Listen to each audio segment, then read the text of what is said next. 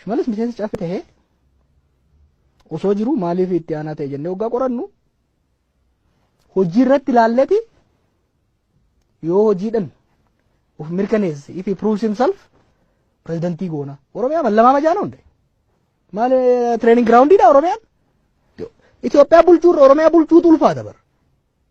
Gurbaan yoo kanaaf qophiin taane nurratti barata. Oromiyaa irratti barata.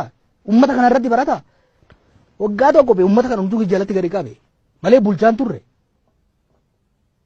Na maaliifi aangoo guutuu wajji maan kennine waggaa jenne. Aangoo guutuun qabaatu. Kanaaf aangoo guutuu argachuudhaaf kittillayyoo ta'uu qaba jechuu federaalaaf. Ergamtuu ta'uu danda'a autonomii isaa Oromiyaan of danda'e akka of bulchuuf akka bulchaa aangoo guutuu qabuutitti there's a huge difference acting president fi president. Inni acting president dha amma kan ta'e. Hojiidhaan laalamtee ol kaatadha.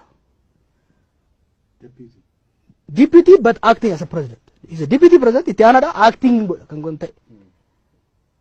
President yoo ta'e itti gaafatamummaan isaa caffee Oromiyaatiif uummata Oromootiif sammuu isaa qofaaf.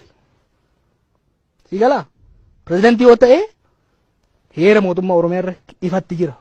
Itti gaafatamummaan isaa caffee Oromiyaatiif uummata Oromootiif sammuu isaatiif. Presidentii osoo hin ta'in hojii presidentiidhaan yoo deemu taate itti gaafatamummaan isaa eenyuuf?